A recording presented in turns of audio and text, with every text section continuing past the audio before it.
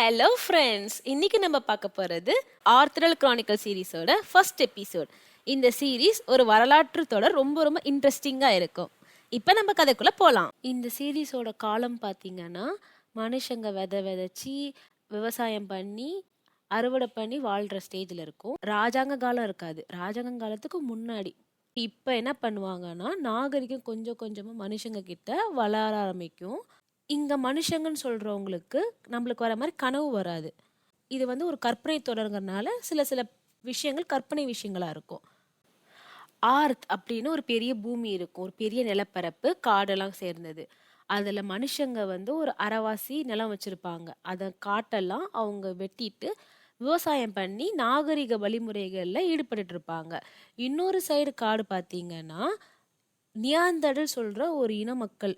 அவங்கள மக்கள் மாதிரி தோற்றம் இருந்தாலும் அவங்களோட ரத்தம் பார்த்தீங்கன்னா ப்ளூ கலர்ல இருக்கும், கண்ணு ப்ளூ கலர்ல இருக்கும், லிப்ஸும் ப்ளூ கலர்ல இருக்கும். அவங்க பார்க்க மனுஷங்க மாதிரி இருந்தாலும் அவங்களோட வேகம் வந்து ஒரு புலி சிறுத்தையோட வேகம். நைட் டைம்லயே அவங்களுக்கு பார்வை இருக்கும். இந்த மாதிரி நிறைய விலங்குகளோட நல்ல அம்சங்கள் அவங்க கிட்ட இருக்கும். அதனால அவங்க மனசு விலங்கு மாதிரி இருக்காது. அவங்க சொல்ல போனா மனுஷங்களை விட ரொம்ப ரொம்ப விலகின மனசு கொண்டவங்க. அந்த ஆர்த்த இடத்துல மக்கள்லாம் வந்து எப்படின்னா, பல பல குழுக்கள் இருப்பாங்க. அந்த பல குழுக்கள் ஒன்று சேர்ந்து ஒரு ஒன்றிணைந்த சமுதாயமா வாழ்ந்துட்டு இருப்பாங்க. அது நாடா இருக்காது, நாடுக்கெல்லாம் முன்னாடி ஸ்டேஜ் அது. நிலத்துக்காக அந்த ஆர்த் பகுதியில் இருக்க நியாந்தடல் மக்களை அவங்க வெளியே அனுப்பி ஆகணும். இல்லைன்னா அவங்களே இவங்க கூட வச்சுக்கிட்டு வேலை செஞ்சுக்கிட்டு ஆகணும்.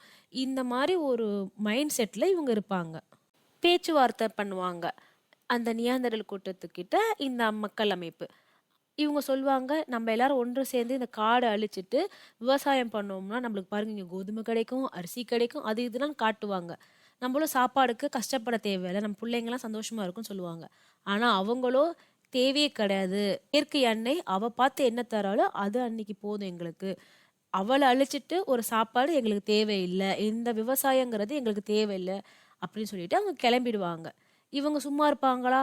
சுயநலம், பேராசை இதெல்லாம் பயங்கரமா பெருகி இருக்கும். ஏன்னா இவங்களுக்கே வந்து திமிரு இருக்கும். நம்ம கிட்ட எல்லாமே இருக்கு, நம்ம எல்லாமே கண்டுபிடிச்சு வச்சிருக்கோம் மற்றவங்களை கம்பேர் பண்ண முறை. ஸோ எல்லாருமே நம்மளுக்கு அடிமையா தான் போகணும், நம்ம சொல்றதை கேட்டு தான் போகணுங்கிற ஒரு தாட் இவங்க மைண்டுக்குள்ள ஏறி இருக்கும். பேச்சுவார்த்தை சரியா போலனோட என்ன பண்ணுவாங்கன்னா, இந்த குதிரைக்கெல்லாம் ஒரு நோய் பரவிட்டு இருக்கும். அது மனுஷங்களுக்கு பரவாது, வெறும் விலங்குகளுக்கு மட்டும் பரவும். நியாந்தடல கிட்டத்தட்ட விலங்கு மாதிரி தானே, அவங்களுக்கு இதை பரப்புறதுக்காக நிறைய துணியில அந்த குதிரையோட நோயெல்லாம் எடுத்துட்டு ஆசாஹூன் தாய்ன்னு சொல்லுவாங்க, அவங்க தான் இந்த நியாந்தடலுக்கும் மனுஷங்களுக்கும் இடையில ஒரு நடுவாள் மாதிரி. அவங்க கிட்ட அதெல்லாம் கிஃப்ட்னு சொல்லிட்டு இவங்க கொடுப்பாங்க. அந்த ஜனங்களும் அந்த நியாந்தரல் ஜனங்களும் தெரியாம அதை அந்த குழந்தைங்களுக்கு அவங்களுக்குலாம் போட்டுப்பாங்க. அந்த நோய் வீரியமா பரவி அவங்க எல்லாம் ஒன்றும் இல்லாம ஆயிடுவாங்க. அது மட்டும் இல்லாம இப்ப நியாந்தரல் கூட்டத்துக்கே ஒரு பண்டிகை இருக்கும். வளர்ப்பிறையில 7 நாள் தொடர்ந்து அவங்க எல்லாம் ஒன்றா கூடி ஒரு பண்டிகை கொண்டாடுவாங்க. அதை இவங்க கரெக்டா பயன்படுத்திக்கிட்டு அந்த காட்டி எரிச்சிருவாங்க. இவங்க நியாந்தரல் ரொம்ப தான் பலமானவங்களா இருந்தாலும் அவங்களுக்கு ஆல்ரெடி நோய் இருக்கும். இந்த காட்டுல இருந்து தப்பிக்கிறது ரொம்ப கஷ்டமான காரியமா உங்களுக்கு இருக்கும். இதுக்கெல்லாம் மூளையா இருக்கிறவன் அந்த அமைப்பு தலைவரோட சின்ன பையன். அந்த பையன் ரொம்ப பொடியன் தான், ஆனா இந்த நியாந்தரல் கூட்டம் அழியறதுக்கே அவன் தான் காரணமா இருந்திருப்பான். அவ்வளோ மூளை அவனுக்கு. இதெல்லாம் அந்த ஆசாஹூன் தாய்க்கு தெரியாது. அவங்க பார்க்கும் போது என்னடா இப்படி எல்லாருமே இறந்து போறாங்க, நம்ம கொண்டு வந்த பொருளால எல்லாரும் இறந்து போறாங்க அப்படின்னு இவங்களுக்கு ஒரு கட்டத்துல தெரிய வந்துடும். தெரிஞ்சோடனே இவங்க ரொம்ப தாங்க முடியாம அங்க இருக்க குழந்தைய அவனை கையில வச்சுட்டு அழுதுட்டு இருப்பாங்க. அப்ப அந்த நியாந்தரல் மக்கள்ல ஒருத்தன் ராகுன்னு ஒருத்தன், அவன் கேட்பான், இது பண்றதுக்காக தான் நீ எங்க கூட சேர்ந்தியா, நாங்க உன்னை எவ்வளவு நம்பணும்னு கேட்கும் போது எனக்கே இது தெரியாது அப்படின்னு இவங்க சொல்லுவாங்க. முக்காவாசி பேர் காட்டிலே எரிஞ்சு போயிடுவாங்க. கொஞ்சம் நெஞ்சம் தப்பிச்சு வரவங்களும் இவங்க வெட்டி வீழ்த்துவாங்க. இப்படியே அந்த நியாந்தரல் இனமே பல்லாயிரக்கணக்கா இருந்ததுல 1 2 எண்ணிக்கையில வர ஆரம்பிச்சிருது. இந்த மனுஷங்கெல்லாம் ரொம்ப சந்தோஷமா இருப்பாங்க. அப்பா நம்ம இவங்களெல்லாம் ஜெயிச்சிட்டோம், நம்ம தான் இனிமே எல்லாமே, இந்த ஆர்த்தே நம்மளுக்கு அப்படின்னு நினைச்சிட்டு இருப்பாங்க. இந்த ஆர்த் மக்கள் காட்டை கொளுத்தி விட்டதுல அன்னைக்கு காலையில சூரியன் நார்த் சைட்ல உதயமாகற மாதிரி இருக்கும். ஏன்னா தீ அந்த சைட்ல இருந்து வரனால. இதுல என்ன தெரியுதுன்னா, சூரியன் கிழக்குல உதிக்கிறதே மறைக்கிற அளவுக்கு இவங்க தீய வச்சிருக்காங்க. அவ்வளோ பலம் வாய்ந்த நியாந்தரல் மக்கள்ல ஒரே நாள் நைட்ல இந்த ஆர்த் மக்கள் ஜெயிச்சிருவாங்க. ஆனா இவங்களுக்கு ஒரு பயம் இருக்கும். எங்க 1 2 நியாந்தரல் மக்கள் தப்பிச்சிருக்க போறாங்க, அவங்க நம்மள கொல்ல போறாங்கன்னு பயத்திலேயே ஒரு பெரிய நியாந்தரலுக்கான வேட்டையே தொடங்கும். அந்த வேட்டைக்கு தலைமை தாங்குறவன் அந்த அமைப்போட தலைவர் பையன். அவன் பேர் டாகுன். கொஞ்சம் வருஷம் போயிடும். இந்த ஆசாகுன் தாய், அந்த ராகுன், நியாந்தரல் மக்கள் சேர்ந்தவர்கால ராகுன் அவன், அப்புறம் அந்த காட்டுல இருந்து தப்பிச்ச 2 நியாந்தரல் சின்ன பசங்க, இவங்கெல்லாம் அவங்களுக்கே ஒரு குடும்பமா ஃபார்ம் பண்ணி வாழ ஆரம்பிப்பாங்க. ராகுனுக்கும் இந்த ஆசாகுன் தாய்க்கும் ட்வின்ஸ் பிறப்பாங்க. நியாந்தடலுக்கும் ஒரு மனுஷனுக்கும் பிறக்கிற குழந்தை பார்த்தீங்கன்னா இகுட்டுன்னு சொல்லுவாங்க. அவங்களோட ரத்த கலர் பார்த்தோம்னா பர்பிள் கலர்ல இருக்கும். அவங்க ஆர்த்து மக்கள் பொறுத்த வரைக்கும் இகுட்டுங்கிறது ஒரு சாபக்கேடு. இகுட்டுவை பார்த்தோம்னா அங்கே வெட்டி தள்ளணும். ஆசாகுன் தாய்க்கு ஒரு கனவு வந்துட்டே இருக்கும். நான் ஸ்டார்டிங்லேயே சொல்லியிருப்பேன், மனுஷங்களுக்கு கனவு வராதுன்னு. ஆனால் ஆசாகுன் தாய்க்கு கனவு வரும். ஏன்னா மனுஷங்களுக்கும் கடவுளுக்கும் இடையில இறை தூதர் புரியிற ஒரு குழு இருக்கும். அந்த குழுல இருக்க எல்லாருக்குமே கனவு வரும். அவங்க கனவுல ஆறாம நசுல், அதாவது ஆர்த்தோட கடவுள் தான் ஆறாம நசுல் சொல்லுவாங்க. அவர் வந்துகிட்டே இருப்பாரு. இந்த மாதிரி உன் குழந்தை என்கிட்ட கொடுத்துடணும், இல்லைன்னா இது பேரழிவு அப்படின்னு சொல்லிக்கிட்டே இருப்பாரு.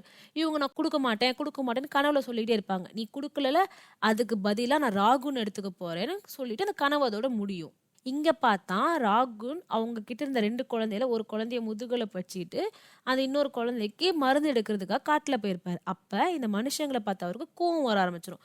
குழந்தைய சைட்ல வச்சுட்டு இவர் அந்த மனுஷங்களோட பயங்கரமா சண்டை போடுவார். பாதி பேரை கொலை போயிடுவாரு.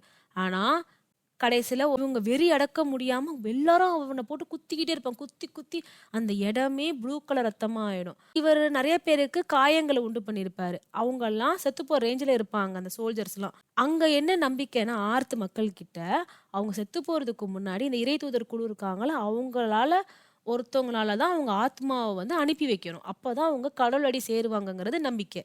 இந்த டாகுனே அந்த வேலையை பார்ப்பான். ஆக்சுவலா அப்படி பார்க்க கூடாது, அது குற்ற செயல், ஓகேவா? ஆனா வந்து இவன் அதெல்லாம் கண்டுக்க மாட்டான். அவங்க இறக்கும் முறை இவன் ஜபிப்பான். இதெல்லாம் பார்த்து அங்க இருக்கவங்களே ஷாக் ஆவாங்க. அப்புறம் எல்லாரும் போயிடுவாங்க. இந்த டாகுன் அந்த குழந்தைய கண்டுபிடிப்பான். அந்த குழந்தைய கிழிச்சு பார்ப்பான் பாருங்க. அந்த குழந்தையோட ரத்தம் பர்பிள் கலர்ல இருந்தோடனே இவன் தூக்கி வச்சுப்பான்.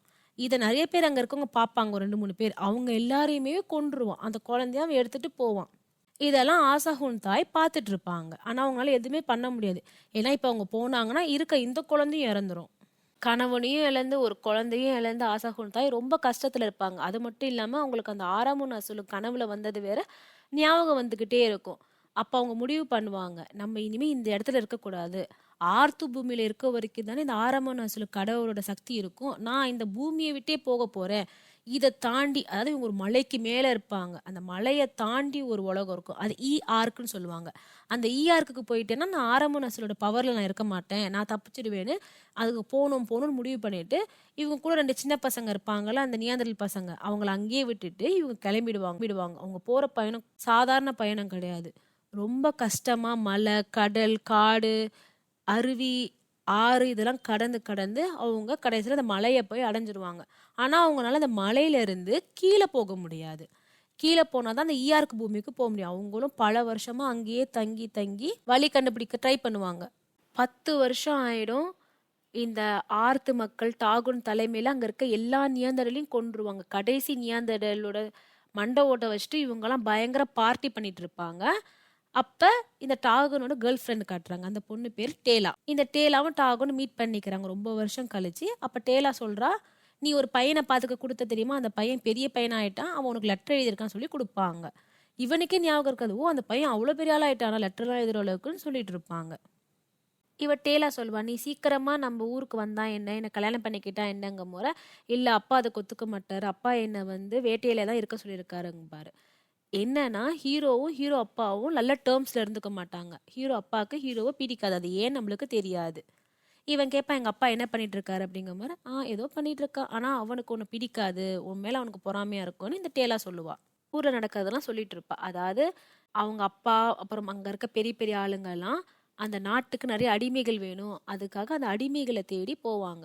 இவங்களுக்கு ஒரு பெரிய மலை தாண்டி அந்த மலைக்கு அடிவாரத்துல ஈஆர்க்குன்னு ஒரு அமைப்பு இருக்கும். அந்த ஈஆர்க்கு நிலப்பகுதியில நிறைய மக்கள் இருக்காங்க, அவங்கள அடிமையை நம்ம கூட்டிட்டு வரலாங்கிறதான் அவங்களோட பிளானா இருக்கும். ஆனா அவ்வளோ பெரிய மலையை தாண்டி எப்படி கீழே இறங்குறதுங்கிறது ஒரு டவுட்டாவே இருக்கும். அதுக்கு தான் ஹேக்குல் இருக்கு. இந்த அமைப்பிலே ஹே குழுன்னு ஒன்று சொல்லுவாங்க. அந்த ஹே குழு தான் ரொம்ப அறிவா இருப்பாங்க. அவங்க நாங்க இதை முடிச்சு கொடுக்குறோம்னு சொல்லுவாங்க. அந்த ஆர்த்துல என்னதான் நிறைய குழு மக்கள் இருந்தாலும் 3 குழு தான் ரொம்ப ரொம்ப முக்கியமான குழு. ஒன்று சான் குழு. அந்த குழுல இருக்கவங்க தான் ராஜா மாதிரி நடந்துப்பாங்க. அதாவது அந்த தலைவர் மாதிரி இருப்பாங்க. 2வது பெரிய இது ஹே குழு. ஹே குழு தான் இந்த மூல சம்பந்தமான விஷயங்கள் அறிவா இருப்பாங்க. நிறைய சயின்டிஸ்ட் மாதிரி நிறைய விஷயங்களை கண்டுபிடிப்பாங்க. 3வது பெரிய குழு ஆசா குழு. இந்த ஆசா குழுங்கிறது இறை தூதர்கள் மாதிரி. அவங்க வந்து கடவுளுக்கும் மக்களுக்கும் இடையில வந்து இருக்கிறவங்க. கடவுள் மாதிரி கிட்டத்தட்ட அவங்க மக்களுக்கு. இதுக்கு இடையில அந்த குட்டி குழந்தையா இருந்தவன் சின்ன பையனாவே ஆயிடுவான். அப்புறம் அந்த பையன் தான் இவங்க அம்மா சொன்ன மாதிரி காட்சிகள் அவன் பார்த்தோன்னே கண்டுபிடிச்சிருவான். இவங்க 2 பேரும் கடைசியில் அந்த ஈஆர்க்கு போயிடுவாங்க. அந்த ஈஆர்க்கு பூமி பார்த்தோம்னா ரொம்ப பாலைவனமா இருக்கும். ரொம்ப ஆசிடா இருக்கும். அங்க இருக்க தண்ணி எல்லாம் ரொம்ப மோசமா இருக்கும். இவங்க அம்மா கஷ்டப்பட்டு இவனை முதுகுல தூக்கிட்டே ஈஆர்க்குள்ள நடக்க ஆரம்பிப்பாங்க. ஒரு கட்டத்துக்கு மேல பசுமை வழி வர ஆரம்பிச்சிடும். அதாவது மனுஷங்க இருக்கிற ஏரியா வர ஆரம்பிச்சிடும். அவங்க அம்மா ரொம்ப முடியாம போயிடுவாங்க. ஏன்னா இத்தனை வருஷங்கள் ஈஆர்க்கு வரணுங்கிறதா அவங்க லட்சியமாவே இருந்திருக்கும். அங்க வந்தோடனே இவங்க மயக்க போட்டு விழுந்துருவாங்க. இதை பார்த்து அந்த சின்ன பையன் அம்மா எழுந்திரிங்கம்மா எழுந்திரிங்கம்மான்னு சொல்லுவான். அப்பதான் இவங்களுக்கு கனவுல வந்த காட்சியும் இங்க இருக்க காட்சியும் சேமா இருக்கும். ஒரே மாதிரி இருக்கும். இவங்க ஆரம்பம் நான் சொல்லுவா கனவுல கண்டது வேற யாருமேவா இருக்காது. இவங்களோட சொந்த பையனாவே தான் இருக்கும். இவங்க அந்த பையனை பிடிச்சி திட்டுவாங்க. அப்பா அங்க இருக்க மக்கள் எல்லாம் வர ஆரம்பிச்சிருவாங்க. அவங்களே ரொம்ப ஆச்சரியமா இருப்பாங்க. என்ன இவங்க நம்ம பாஷை பேசுறாங்க அப்படின்னு.